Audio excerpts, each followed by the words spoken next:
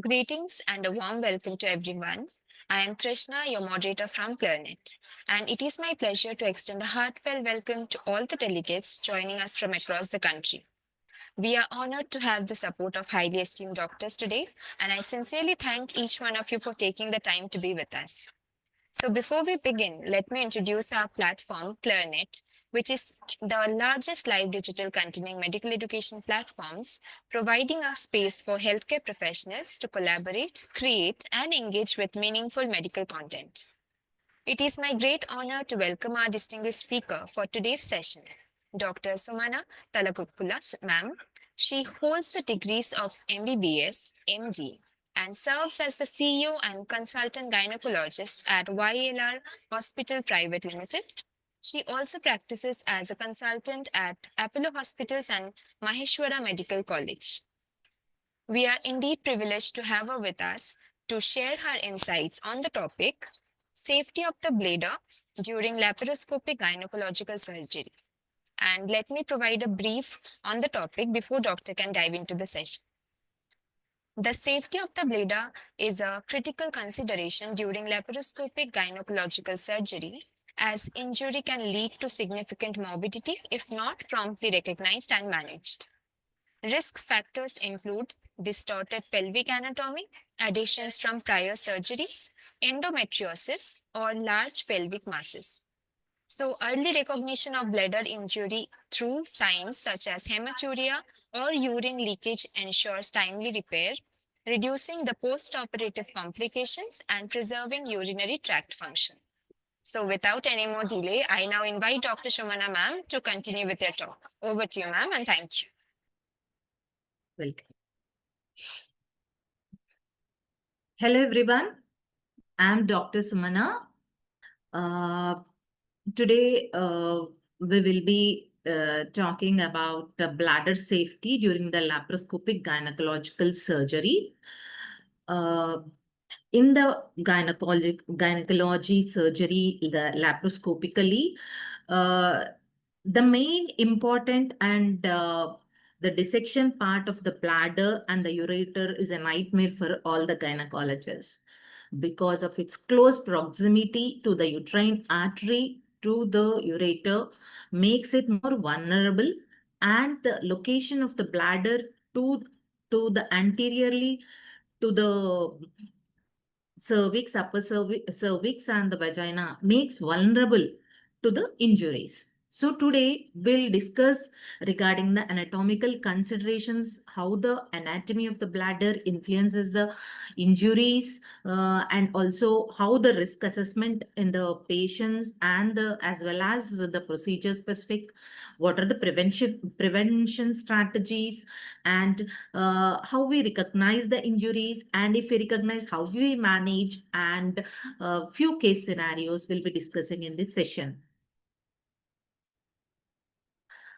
So, now, what is the significance of the bladder injuries? Now, coming to the bladder, when we talk about the bladder, it's not only a bladder proper, it is also include the ureters, a part of the ureters, and also the urethra. So, in the most bladder injuries, mostly incidence is high. It is 0.5 to 2% of all gynecological laparoscopic procedures. It may be the laparoscopic procedure or open procedure. The bladder injuries constitutes the 0.5 to 2% of most common injuries.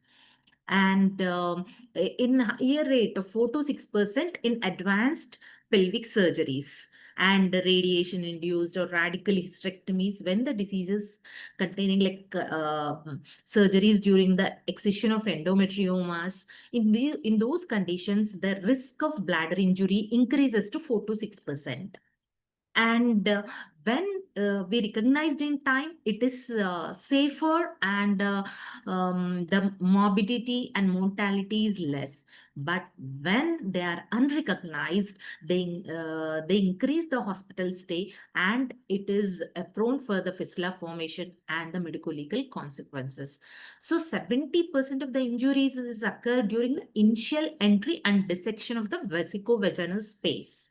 Whereas for the ureter, while the clamping and the cauterizing of the uterine artery stump, the ureteral injuries are more common. Whereas for the bladder, when dissecting the vesicovaginal space, the injuries of the bladder are common.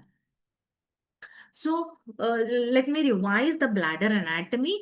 Usually the bladder, when it is full, it reaches up to the umbilicus, and when it is empty, it reaches to the level of pubic symphysis. And the base contains trigone with two ureteral orifices, and the posterior wall is adherent to the anterior wall of the vagina and the cervix. The thickness of the bladder wall will be 3 to 5 mm when distended, and when empty, it is 10 to 15 mm. This is a normal bladder anatomy. When there is a distorted anatomy during the previous C sections, the bladder is adherent high. It is pulled towards the umbilicus, and in endometriosis, there will be obliteration of the vesicovaginal space.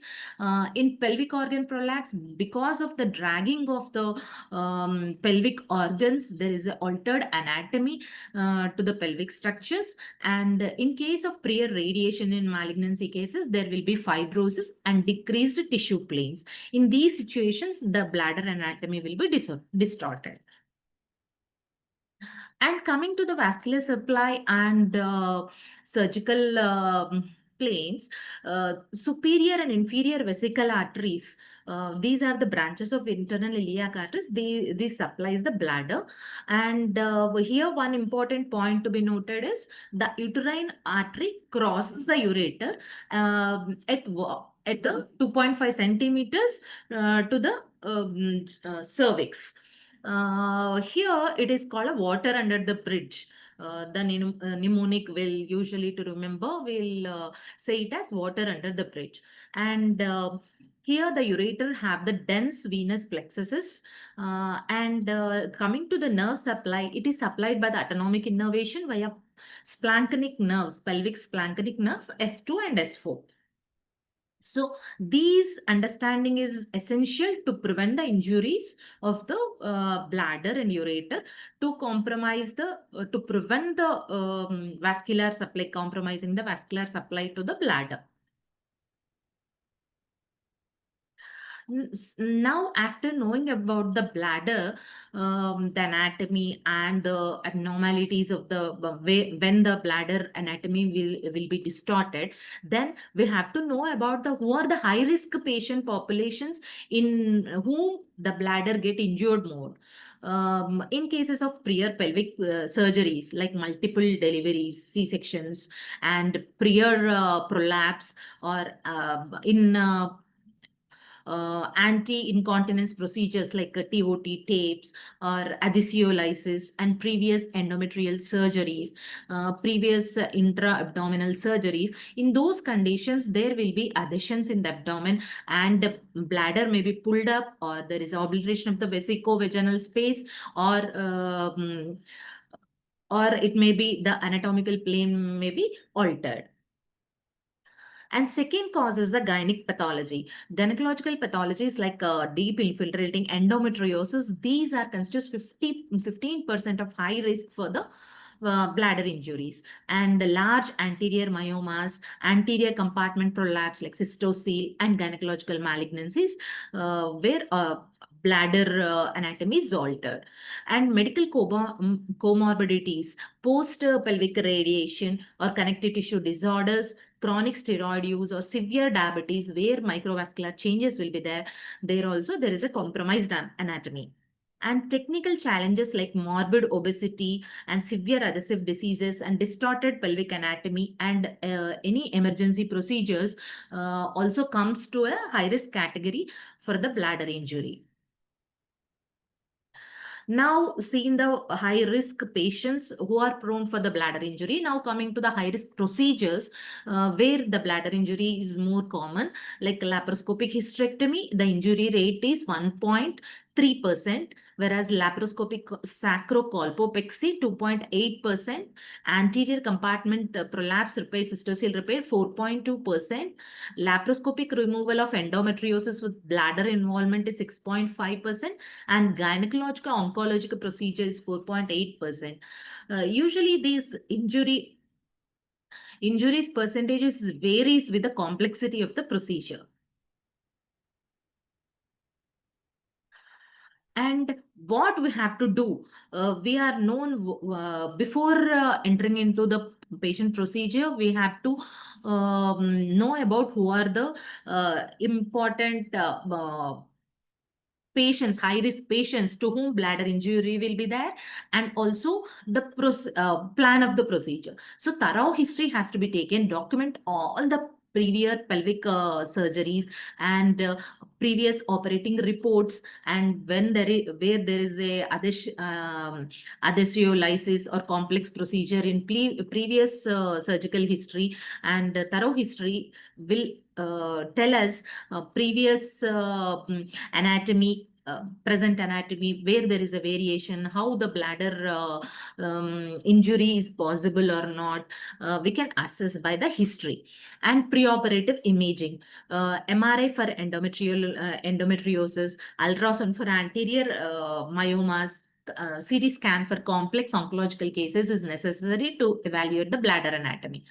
And bladder preparation is also very important. Always catheterize the bladder, and before the procedure, empty the bladder, and indwelling catheter and continuous drainage should be there. Next, the informed consent is essential to avoid any medico-legal consequences, especially to discuss the bladder injury risk and potential need for cystoscopy and prolonged catheterization points to be discussed with the patients. And in the prevention strategy, what are the surgical techniques which can prevent the bladder injury? One is a port placement considerations. Usually, we'll do a Veress needle or open technique. Will be doing the procedure while entering into the abdomen. Here, the consideration of open Hassan entry high risk patients. In a high risk patient, open Hassan entry of the trocar placement prevents the bladder injury because the trocar is placed under vision. So the bladder injury risk is less. And alternative sites like Palmer's point, where the Palmer's point is 3 centimeters below the costal margin in a mid-clavicular line. When we, if we are expecting any umbilical adhesions during the portal entry, then we can consider the Palmer entry point. And then optical trocar under direct visualization. We can place the optical trocar under direct visualization. It decreases the risk of bladder injury.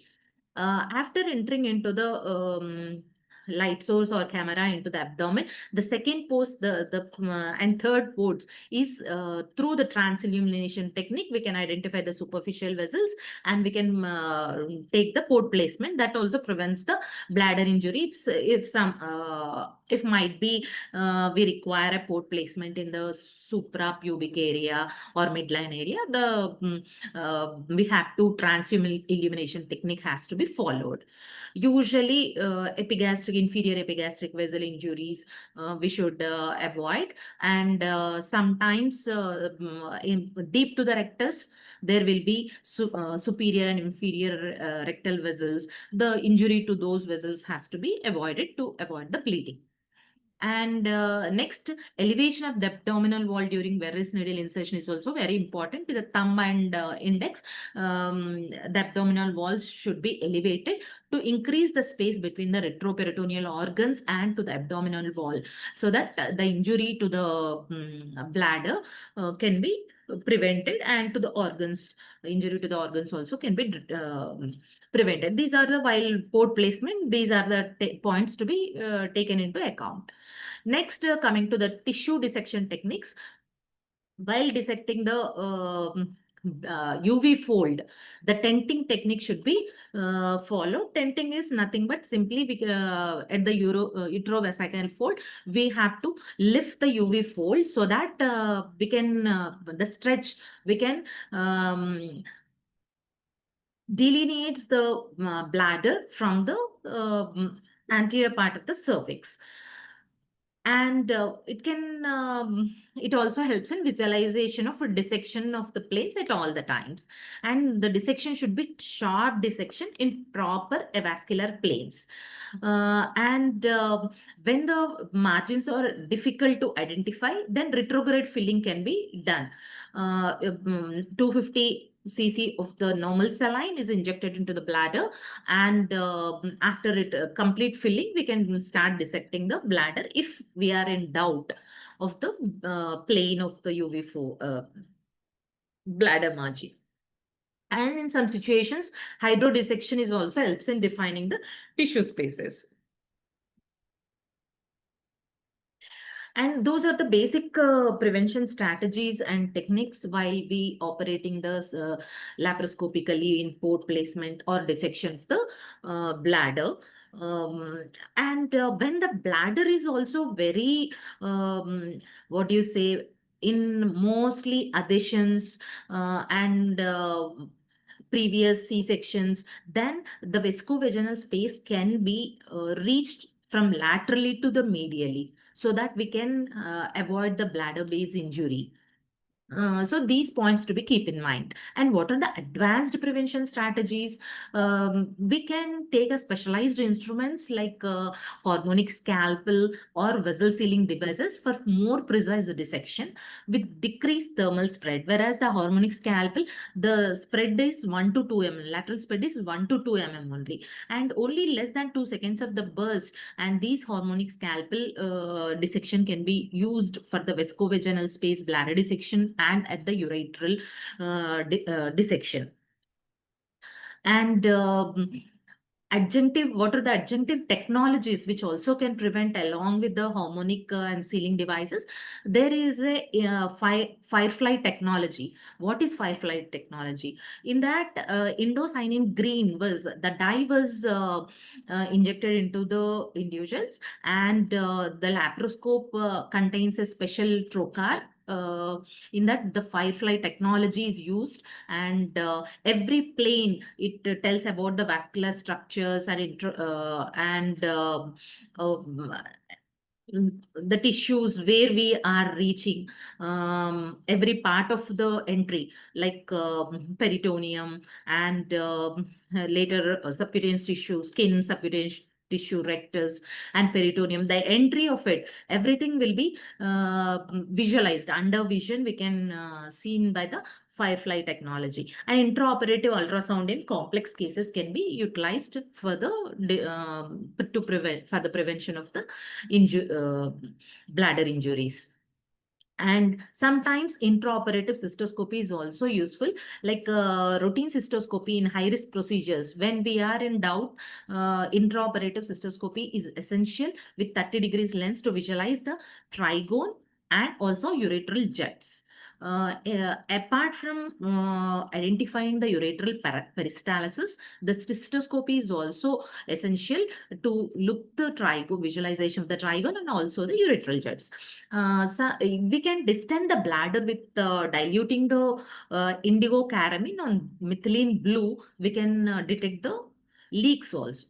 So it is better when we are in doubt, intraoperative cystoscopy has to be done, and retrograde bladder filling, and to know about the dye leaking and any leakages can be detected at the same time. And I want to tell you a few of the points of regarding the harmonic scalpel dissection for the UV fold dissection and the bladder dissection, and also for the ureter dissection. This ultrasonic vibrations, the scalpel uses the ultrasonic vibrations of 55,500 Hertz, and it denatures the proteins and coagulation and then seals the vessels. It is provides a cutting as well as coagulation simultaneously. It effective up to 5 vessels and minimal lateral spread of 1 to 2 So it is best for the delicate structures like UV bladder and also the ureter dissection. And it produces less smoke and no electrical current passes through the patients. So the risk of burns are less. And but disadvantages is slightly slower than the cutting than monopolar. It is expensive and not as strong as seal as advised bipolar. And what are the uses in gynecology? Usually in hysterectomy, myomectomy, endometriosis, excision, adnexal surgeries, the harmonic scalpel is used. And whereas the vessel sealing devices, it has an advanced bipolar system where we use like ligashore and shield, plasma kinetic.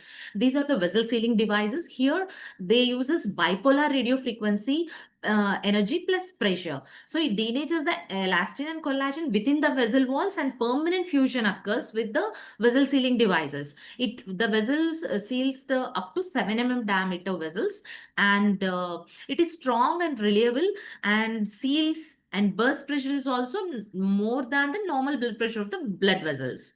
So it is fast and safer procedure, and slightly more lateral thermal spread than the scalpel.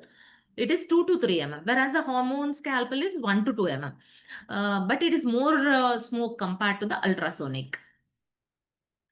It is also used in hysteroscopy, hysterectomy, oophorectomy, large adnexal mass, and situations needing to secure hemostasis. It is mostly concentrated on pedicle when we clamp the larger pedicles like infundibulopelvic, McCann rods, uterosacral. Those to secure the hemostasis, we utilize the ligashore or sealing techniques, whereas the harmonic scalpel is for the precision dissection for bladder, ureter, and endometriosis. This is a table showing whatever we discussed just now.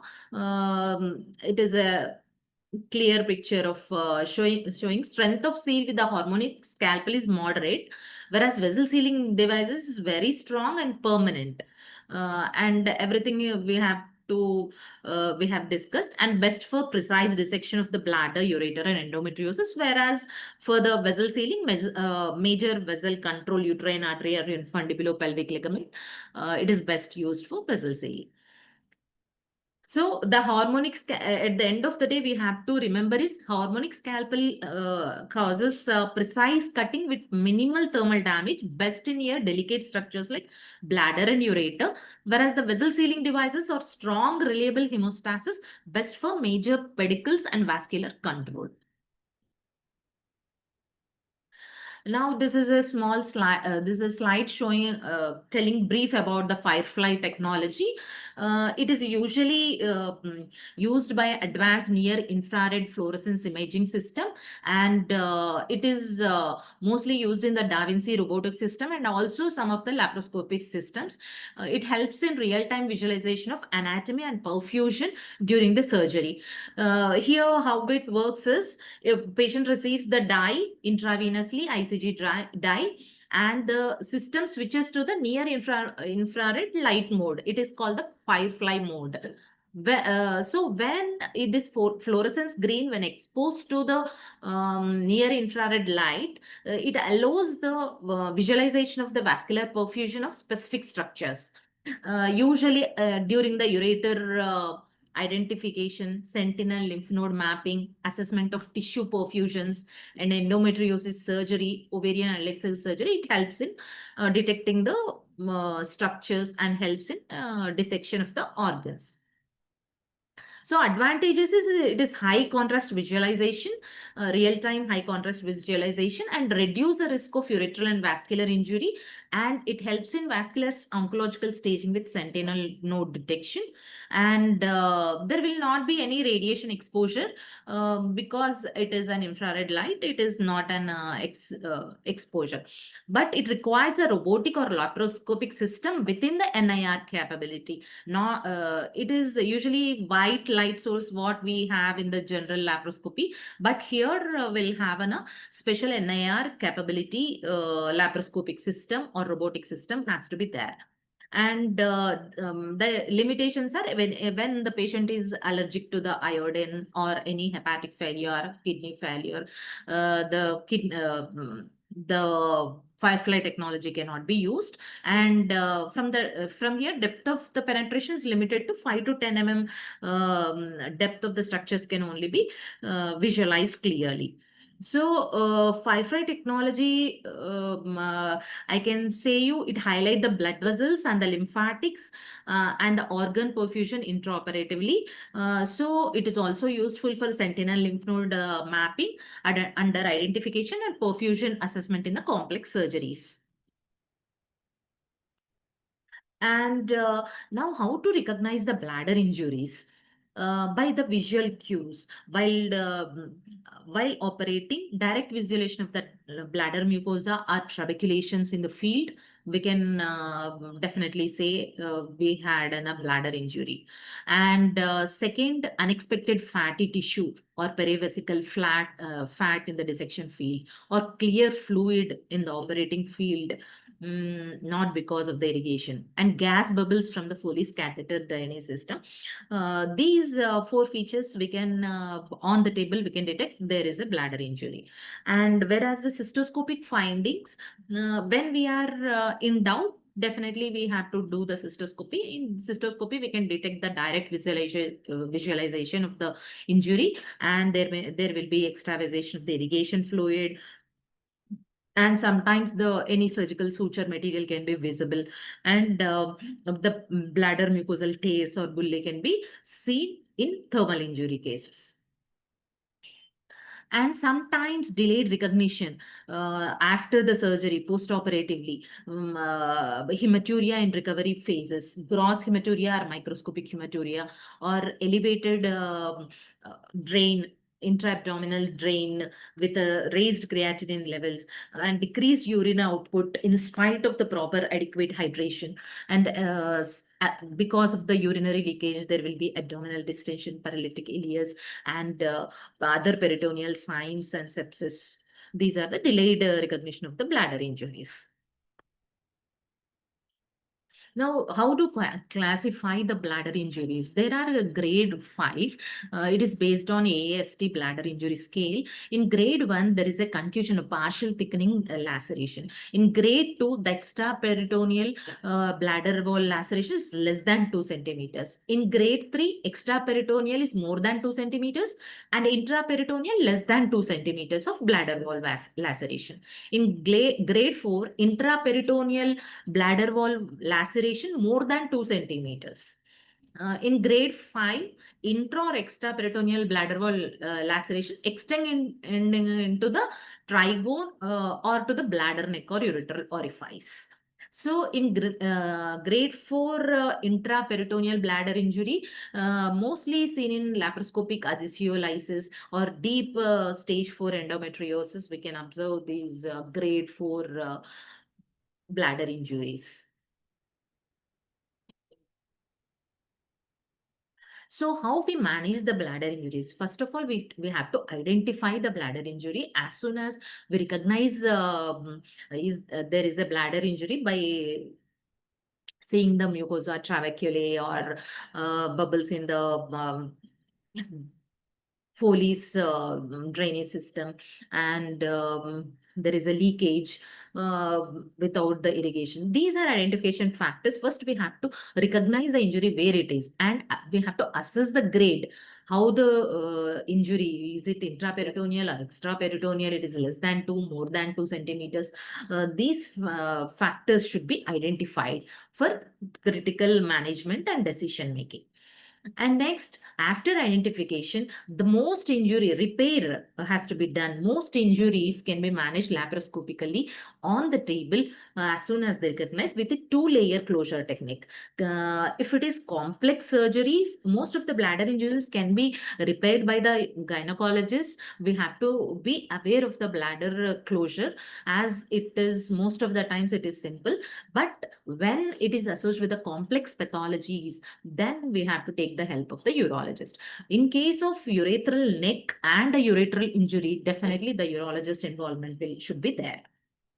In complex injuries, urologist intervention should be there. And the repair should be done in 2 layers. In a closure technique, we'll discuss in detail how the repair should be done. And after repair, we have to confirm whether it is a very tight closure with a retrograde bladder filling. We have to ensure the repair was 100%. And cystoscopy is as and after the repair also we have to do the cystoscopy to assess the urethral flux and repair integrity. The cystoscopy should be done again. And the drainage, the after the procedure, the indwelling catheter should be present 7 to 14 days in most of the times. If it is injury severe, we can extend up to 8 weeks. And in case of suprapubic catheter in complex repair, we can put the catheter in the suprapubic area. And it should be followed before removal of the catheter. Cystogram should be done. When injuries is more than 2 centimeters involving the trigone, cystogram is essential, and urinary prophylactic antiseptics should be provided during the catheterization period. And how the laparoscopic bladder repair will be done. Usually what happens is we have to define the injured margins of the bladder. If it is because of the thermal damage, the necrotized parts of the bladder, devitalized parts of the injury edges should be deprived. And the mucosa should be closed in 2 layers, with the first layer with the 30 or 40 absorbable sutures, on second layer with the muscularis serosa with 2 to 30 absorbable sutures.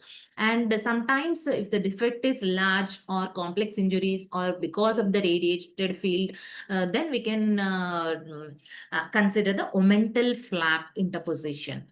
And after the suturing, we have to test with the retrograde bladder filling with 180 to 250 cc of the normal saline. And it is a laparoscopic intracorporeal suturing with relaxed bladder to avoid tension on the repair.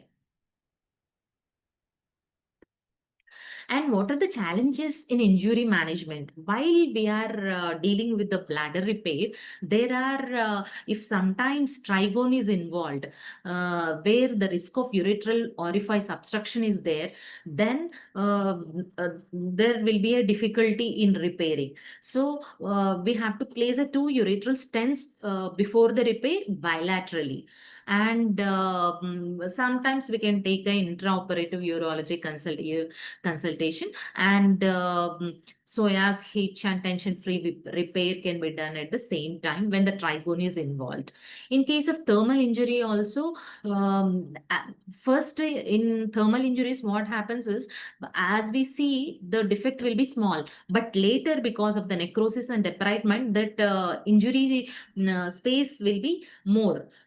So in those conditions, the properly evaluation of the edges of the necrosed tissue and debridement and suturing, resect all the devitalized tissue and with the adequate margins, and interposition and suturing has to be done in 2 layers. And catheterization should be usually 14 to 21 days, but maximum up to 8 weeks.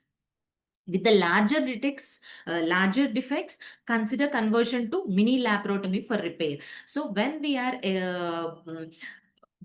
in case of larger defects, when we are unable to suture with the laparoscopically, then we can convert into the mini laparotomy repair, and omental flap interposition can be done, and suprapubic or urethral catheterization can be done. Now, after the repair, post-operative management, how we follow up? Immediately, strict input-output monitoring should be maintained, and the output should be the expected output should be more than 0.5 ml per kg per hour. and low threshold for CT cystogram if concern of extravasation. If we are in doubt, CT cystogram should be done, and during the hospital stay, and prophylactic in case of thermal injuries. We sometimes in the postoperative period also, after 2 days, we can do the CT cystogram to know about the filling and integrity of the bladder margin, and prophylactic antibiotics during this period of catheterization, and sometimes anticholinergics to reduce the bladder spasms. Oxybutyrin 5 milligrams TID can be useful, and avoid excessive bladder distension. The bladder storage should be less than 250 cc at any time during the healing process. Before catheter removal, after maybe 21 days or 8 weeks, cystogram is required. For full thickness injury, cystogram is required, CT cystogram. If persistent leak extends after the prescribed days, after 21 days, if persistent leak is there, then catheterization can extend to 7 days. And voiding diary of 72 hours as is return to the normal function, we can follow up with the patients. And pelvic floor physical therapy is also helpful in for prevention of the dysfunctional voiding. And coming to the along with the bladder, ureter is also very important structure which is prone for the injuries during the total laparoscopic hysterectomies. These ureteral injuries are most common, but the incidence and risk is reported to be 0.1 to 1.7%, with higher risk in complex cases and distorted anatomy or extensive dissection. So it is mostly because it is a close proximity to the uterine artery at this cervix and the lower part of the anterior lateral 2.5 centimeter lateral to the cervix. There is a because of the close proximity of the uterine artery with the ureter, it makes a there is a vulnerability or damage to the ureter. So we have to be most cautious during the clamping the uterine artery. So the incidence is 0.1 to 1.7%, and it may be because of the thermal injury, or sometimes because of the ligation or kinking or clamping, or sometimes transection during that when there is a adhesiolisis, complete transection sometimes, and during the endometriosis excision, or during the hysterectomy, the ureter is more prone for injury. So delayed diagnosis, up to 70% of the ureteral injuries are not recognized intraoperatively, leading to presenting symptoms postoperatively. Because as soon as we tie the ureter completely, we can we can note the some vitals, pulse rate, increased tachycardia. There will be tachycardia, and sometimes hypotension will be there, but most of the times tachycardia. But we may ignore whether if we not observe the ureteral peristalsis, we may miss the ureteral injury during the intraoperative period. So delayed diagnosis of ureteral injury, it causes a serious concern to the patient as well as the doctor. Understanding we have to understand what are the common mechanism, the risk factors, and early recognition strategies is crucial for preventing and managing these ureteral complications, and ultimately we can improve the patient outcomes. And this is a flow chart for the ureteral injury. First, risk factors. What are the risk factors? When there is a difficult dissection near the uterine artery or infundibulopelvic ligament, that is the first alarm of ureteral injury. There is a chance of ureteral injury. And second, when we are noting the hematuria or absent ureteric jet intraoperatively during the cystoscopy, that is also is a risk factor. And post-op flank pain, fever, and any urinary leak is tells about the ureteral injury. And when we recognize intraoperatively, if it is a small partial injury or thermal injury, the DJ stent can be placed for 6 to 8 weeks, followed by the antibiotics. And when there is a large defect or complete transection, then end-to-end anastomosis, ureterostomy can be done by the urologist. If the distal ureter is cut, then cystostomy can be done with the help of with or without the help of Soyas hitch or Boyari flap. These two procedures can be done by the urologist. And so at the end of the procedure, we have to confirm watertight repair, and we have to leave the drain plus the catheter. When post-operatively, if we recognize the ureteral injury, how they present, there might be the flank pain, fever, urinary leak, persistent drain output, hydronephrosis. These are the symptoms the patient will present. Then we'll do the ultrasound or CT ureterogram to know the leak or obstruction. And sometime after that, cystoscopy and retrograde pyelogram can also be done to detect the site of the ureteral injury. So as we discussed, minor leak or partial obstruction, DJ stent or percutaneous nephrostomy. Major injury, fistula or stricture, definitive surgery will be done with the ureterocystostomy or ureterostomy. And sometimes if we diagnose lately, there will be nephrectomy can also be possibility, but it's very rare. To prevent the ureteral injuries, first identify the ureter early in the dissection.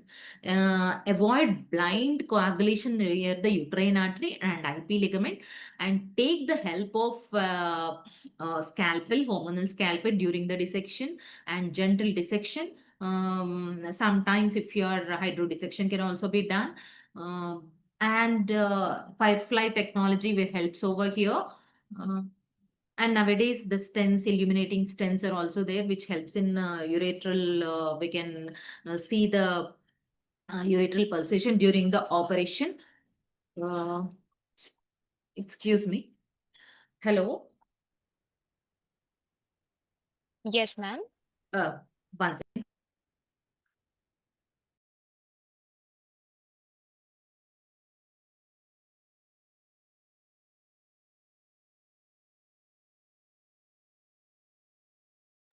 So, so avoid the blind coagulation near your uterine artery and IP ligament, and use minimal energy near the ureter like scalpel, and consider intraoperative cystoscopy in high risk cases. Intraoperative cystoscopy should be done at the same sitting. If you are in doubt, do the cystoscopy and see the ureteral jut, and ensure retrograde filling, delineate the borders so that we can, whatever the defects, if we are finding injury, if we are finding on the table, we can repair at the same time. The later, if we miss the cystoscopy and recognition of the injuries, then later it will be a problem. And prophylactic stents for the complex anatomies, when the bladder fibroids are huge, or when there is endometriosis, better prophylactic stents can be instilled initially, and then we can safely proceed with that procedure. So the end goal is to early detection plus proper repair. It provides a preservation of the renal function and prevention of the fistula or stricture.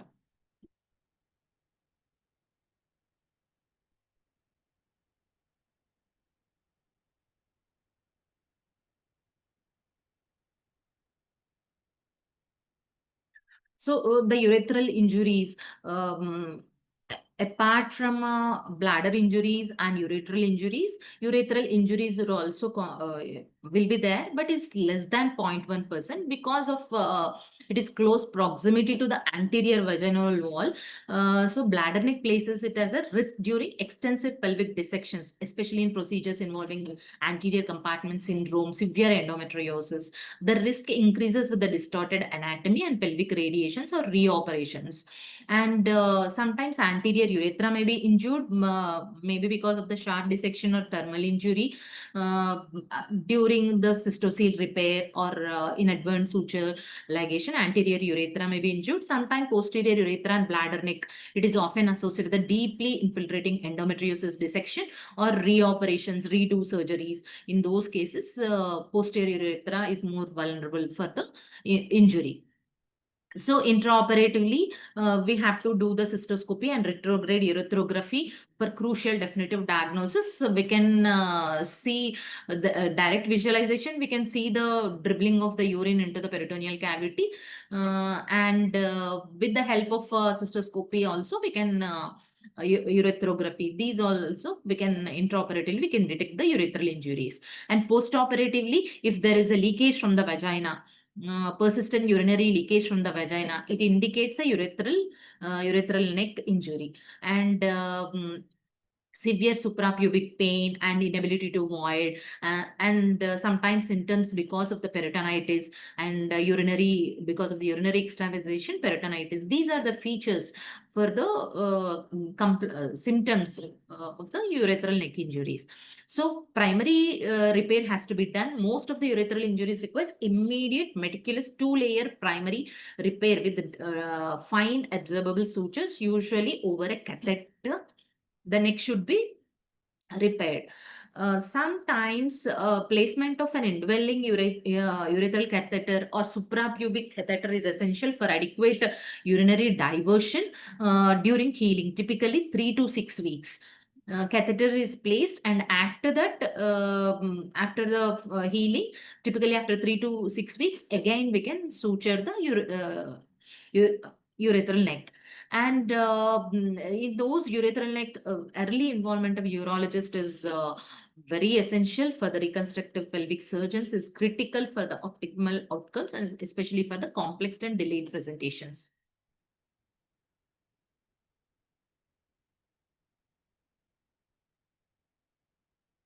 So what are the key takeaways? The prevention is very important. Thorough preoperative assessment, proper bladder emptying, careful surgical technique, and maintaining tissue planes in significantly reduces the injury risk. And early recognition improves the outcomes. Routine cystoscopy after high-risk procedures, and when there is a high index of suspicion, also routine cystoscopy. And don't hesitate to retrograde fill if it requires. It may be dye or Bycarian retrograde filling can be done. And most injuries can be managed laparoscopically. 2-layer closure with observable sutures stand and ensure the adequate drainage, and follow the systematic approach to repair with the intraoperative confirmation. After appropriate follow-up should be done, after cystogram should be done before the catheter removal for the complex injuries. And sometimes be aware that some complications like fistula contracture may be taken place when the thermal injury is more at the during the procedure. So we should be followed regularly. And the case scenarios, one of the case, 38-year-old para 3 live 3 with history of 3 previous cesarean deliveries present for TLH due to symptomatic fibroids. The dense bladder adhesions were anticipated. Already three previous sections, the bladder is pulled up towards the umbilicus and there are dense adhesions, and in spite of it, it is a fibroid. It was a tough case for us at that time. And preoperative 3D ultrasound confirmed anterior wall fibroids were done, and we taken a Hazel's techniques for primary trocar under vision, primary trocar, and by the Hazel technique we taken a step, and extensive lysis of adhesions using the harmonic scalpel. We used a harmonic scalpel for the adhesiolysis, and retrograde bladder filling was done with 180 cc of saline plus methylene blue. And identification of scarred bladder reflection 3 centimeters higher than expected. Tenting technique was are also done. And what are the key maneuvers employed? In this dense adhesions, perivesical space was dissected from lateral to medial approach, and avoiding the midline adhesions. And anti-flexion of the uterus has maintained with the manipulator to create the tension, and UV fold can be visualized clearly. And the complications what we encountered is 1.5 centimeters of bladder serosa injury was happened because of the dense adhesiolysis. But there was no thermal injury, but there was a bladder mucosa was it is less than 2 cm. We recognize the bladder mucosa and trabeculae. There is a bladder injury. We observed it, and it is less than 2 centimeters. So on the table, we decided to close two-layer closure of serosa, 3-0 V-lock suture, and after closure, we retrograde filling was done, and the complete air fluid tight bladder repair was done. And after cystoscopy also, we ensured the bladder repair was absolutely perfect, and then we proceeded for the next steps. In one situation, thermal bladder injury for endometriosis. For 32 years old nulli gravida woman with stage 4 endometriosis involving the vesicoureteral fold and bladder dome and rectovaginal septum came for the infertility. So there the 3 centimeters endometrial nodule with 40% bladder serosa was involved. And what we did is the nodule was 40% into the bladder wall. So we are not unable to extract the entire endometriotic tissue. So decision was made with the shaving technique with the harmonic scalpel, whatever best we can do. The endometrial tissue is shaved from the bladder wall. And post-resection bladder filling revealed delayed thermal injury with small bubbles from the dome. We observed bubbles from the dome of the bladder. So we recognized a thermal injury on the spot, and we managed edges were devitalized tissue, necrosed tissue resection was done, 1 centimeters margin beyond the visible injury. Because the spread cannot be assessed, the later the spread will be more. So 1 centimeters margin beyond the visible injury, we debrided, and two-layer closure was done, and omental J flap is also interposition was done, and 14 days catheterization, and before the catheter removal, repeat cystogram was done.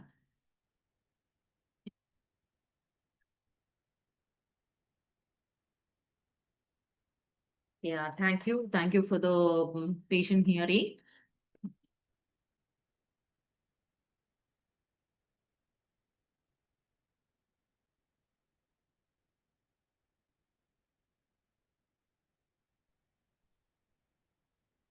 Thank you so much, ma'am, for your clear and insightful presentation, and your expertise and practical perspectives have greatly enriched this session today.